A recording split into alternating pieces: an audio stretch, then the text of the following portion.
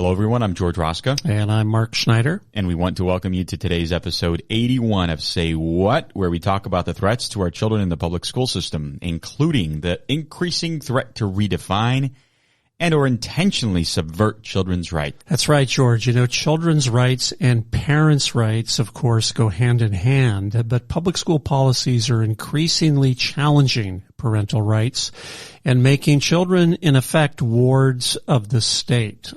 George, we have to learn how to defend the rights of children and to equip ourselves on exactly how to do it.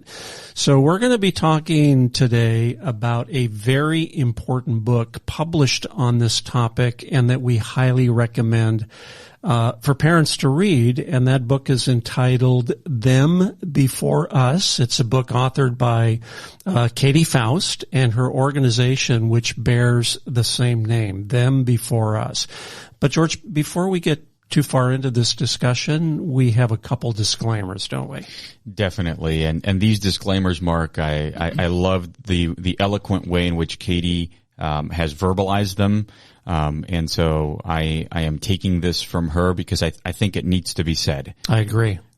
So number one is that we do not disparage members of the LGBT community or the kids they are raising.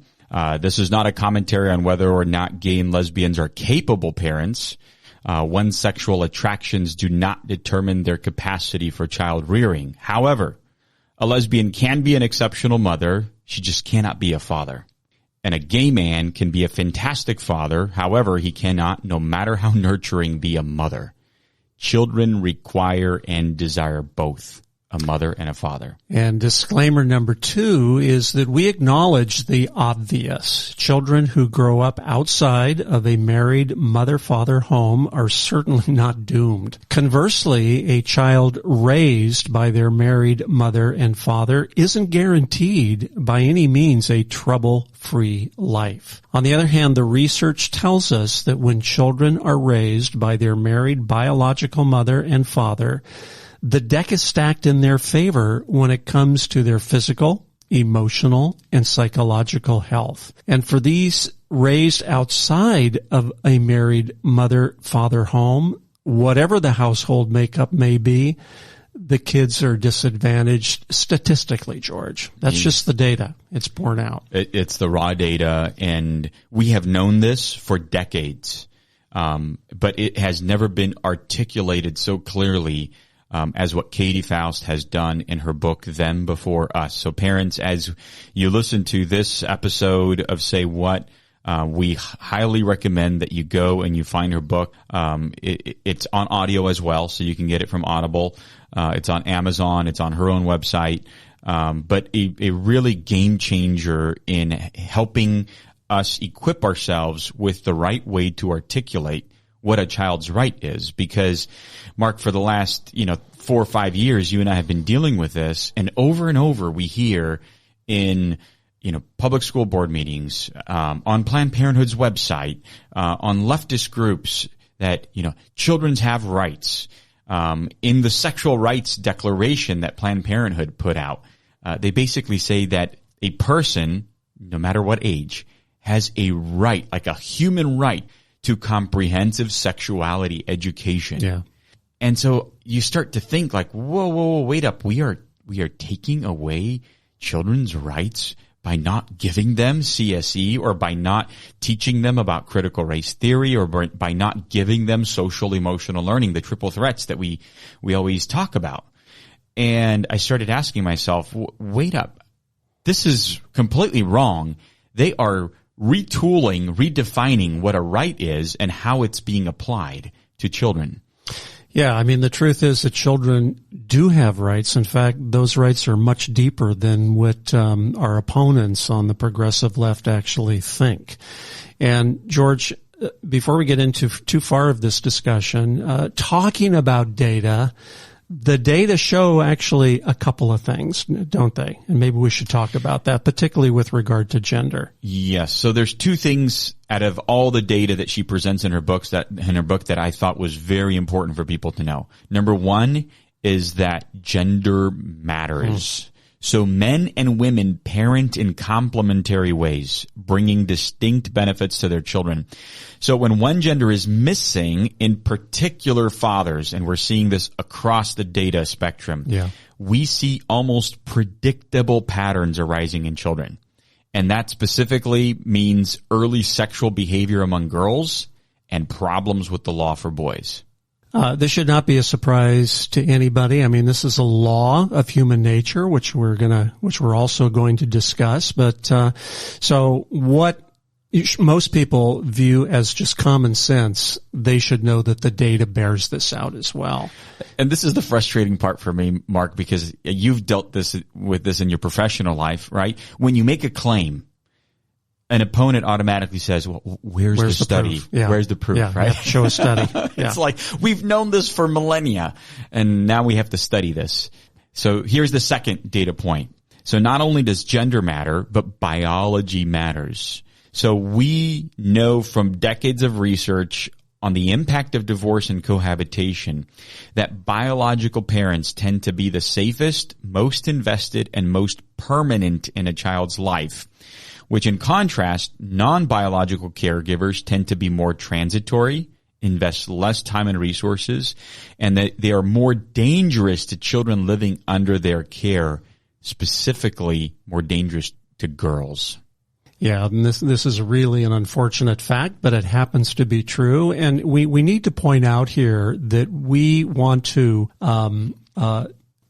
make sure that people understand that adoptive parenthood is also a wonderful option for parents that find themselves, biological parents that find themselves in the situation where they cannot raise the child themselves. Adoption is also a mother, father, adoptive family can be a wonderful result for children as well. Yeah.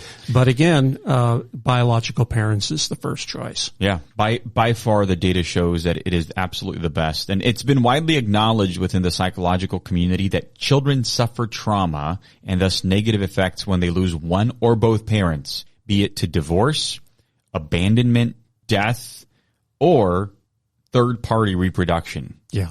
And we'll get into some of that discussion later. But here's how Katie Faust articulates, this argument about children having a natural right to their mother and a father. So we mentioned early on, Mark, you mentioned in the introduction that really parents' rights and children's rights go hand in hand.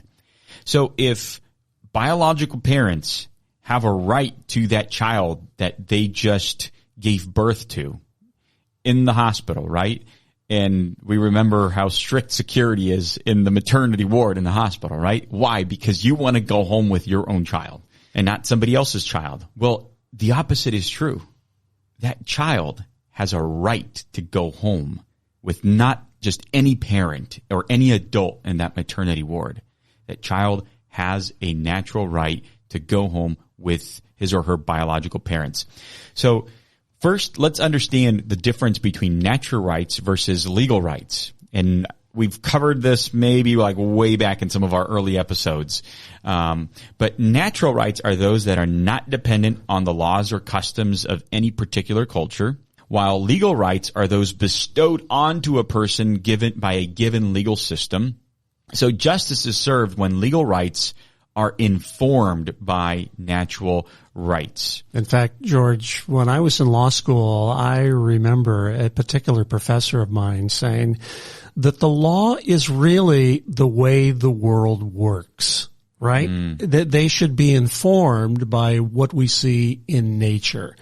And natural rights, of course, go back to Plato and Aristotle and Socrates, but natural rights were really articulated by Thomas Aquinas, of course, the famous Catholic theologian, and they have been understood to be at play since time immemorial, since the beginning of human creation. And exactly right, Mark. So here we have 3 rules that make a right, a natural right. So number 1, a natural right exists pre-government.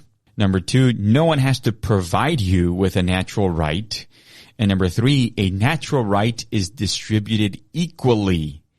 No one is born with a greater or lesser potential to exercise these rights. So let's see how each of these three apply to children's rights to have a natural right to their parents. So we mentioned that a natural right exists pre-government. Well, number one, the parent-child relationship existed before any government. It's as pre-government as possible. Because if you can go back whichever way you think, creation or evolution, right? That very first human being that ended up evolving, or Adam and Eve, right? They had their first child. That was before any kind of government system. George, you mean procreation came before government? Yes, it did.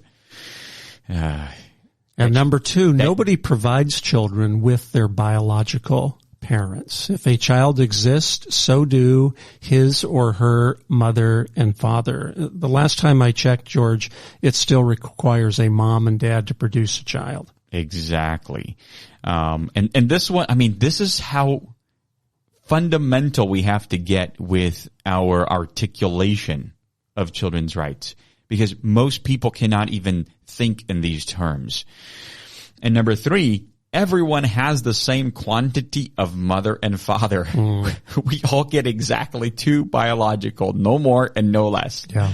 I mean, you can't have 3 people or 10 people make a child. No. You can't. No. It's limited to 2. It's always 2. And by the way, George, they're of the opposite gender. Yes. The opposite sex. I don't care how you define it.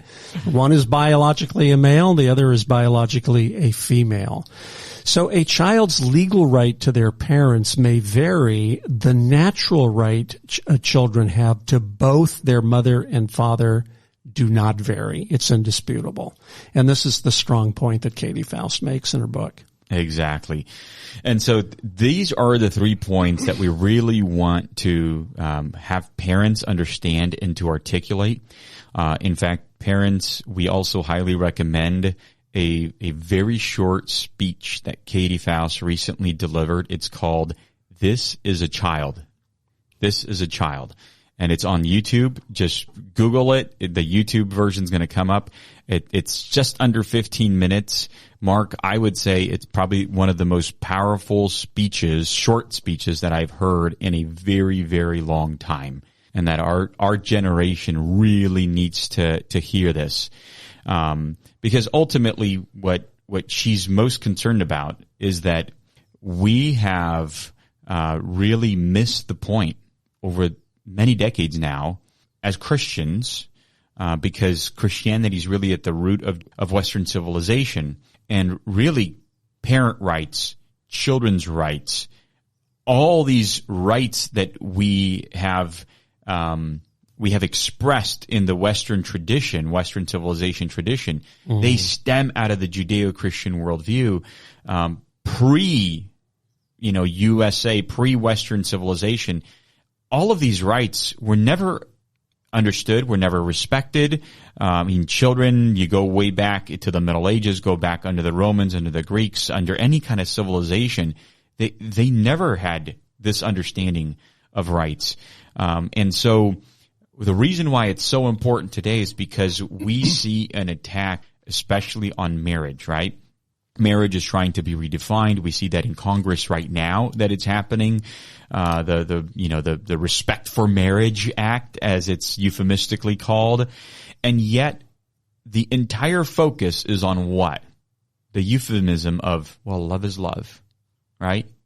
And nobody looks at that if you believe that love is love and you take that to the nth degree, that means any kind of relationship is possible. And in fact, the New York Post just recently put out an article about polygamy. That's, being considered, because, 3 or 4 people, hey, love is love. And back in 2015, when Obergefell got decided by the Supreme Court, that the New York Times had this big article saying, no, polygamy is not next, trying to disparage everybody, who basically said, well, if you don't allow this to be defined just by 2 consenting adults of opposite biological sex, then it can mean whatever it wants to mean, right? Whatever a person wants to mean. I remember that argument going all the way back to California's war in 2008 about what the meaning of marriage was. So you're right, George. This saying, love is love, and that's sort of the standard for defining human relationships and childbearing. It's really a formula for chaos, because now the argument is going beyond polygamy. It's going to polyamory, so group marriages. Yeah. And we think, well, that's really extreme. That'll never happen. But those conversations are happening now all over the country. And obviously this has terrible consequences for children. And so this is the consequence here. Children's rights are being sacrificed at the altar of adult desires. Because no matter how much an adult, a gay couple, even parents who cannot have children, right? No matter how much they want that, right? Yeah. The truth is that as adults, we have to put our desires second, because our desires are not natural rights. But children's rights are natural rights. Yeah. And every child deserves their biological parents, has a right, not just deserves, but has a natural right to their biological parents. And so, gay marriage is basically an affront to that. It's basically violating a child's natural right. And so, the whole argument and all of the arguments that have been presented up until now, the left does a great job of controlling the narrative. And they've taken us down that path without us really thinking through it clearly to know how to respond and how to get out of, their little vortex of arguments and bring it back to where the conversation should have been in the first place. And this is the opportunity that we have right now to correct our counter arguments against the left. I agree, George. Part of this has been the commodification of children in society.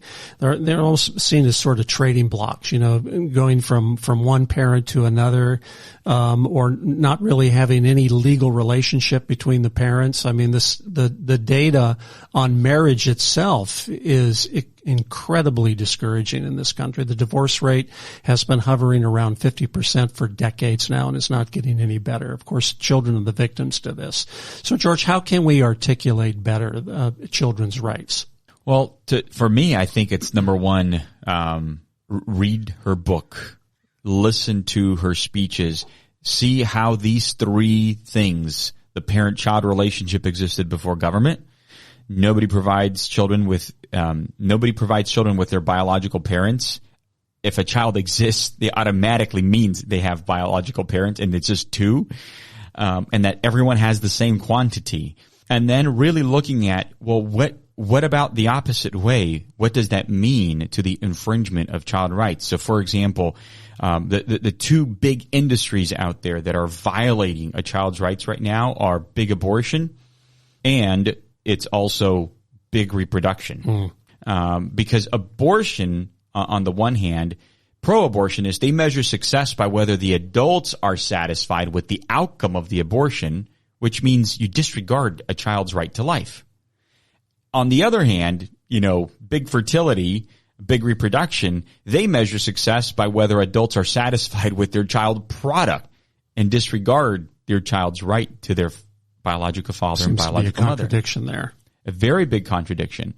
So, if you look at an abortion supporters believe that if a child is unwanted, you can force her out of existence. Yeah. Kill her, kill that child.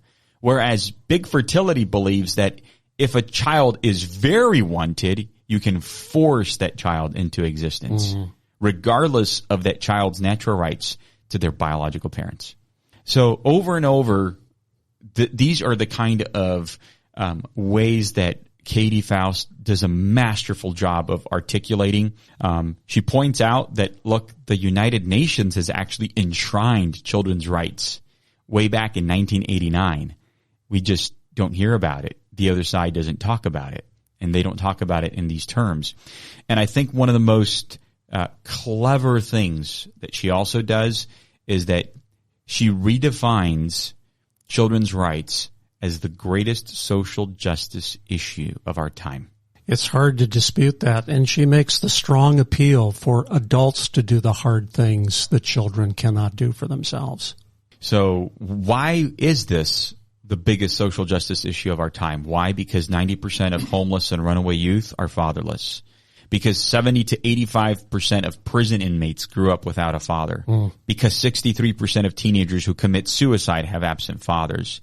Because 71% of pregnant teenagers come from fatherless homes.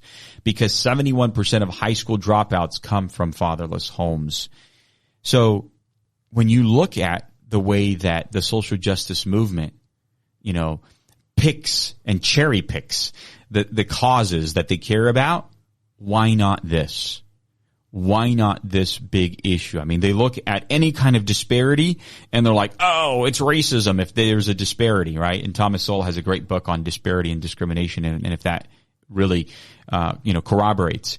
But in this case, the data definitely corroborates that these disparities are real and they have devastating effects on our children because we are, as adults, violating children's rights. And so it goes back to what you just said, Mark. Adults need to do the hard things so that children don't have to. We have to put our desires second place, a distant second place to children's rights. I couldn't agree more, George, and that was very well stated. Thank you for doing the research on this. And again, parents, we highly recommend that you pick up Katie Faust's book and take the time to read that. What an important topic that's been presented this morning. Unfortunately, that's all the time we have for today, but we want to remind you to, if you like these broadcasts, please visit our website, protectourkidsnow.org. You can download and share the many brochures that we have on these topics and children's rights. Watch and share our many videos that are available on our website and our YouTube page. You can also download our How to Start a Private School Guide and share that with your pastors and elders in your local church. George and I are also available for speaking engagements, and you can take advantage of that by just pressing the button on our website, and we will be happy to get informed with you. And also, obviously, it takes resources and money to fund these broadcasts and efforts. So, if you feel the urge, please feel free to donate to this ministry. Well, George, thank you very much for doing the research on this topic, and we look forward to seeing everybody next week on Say What.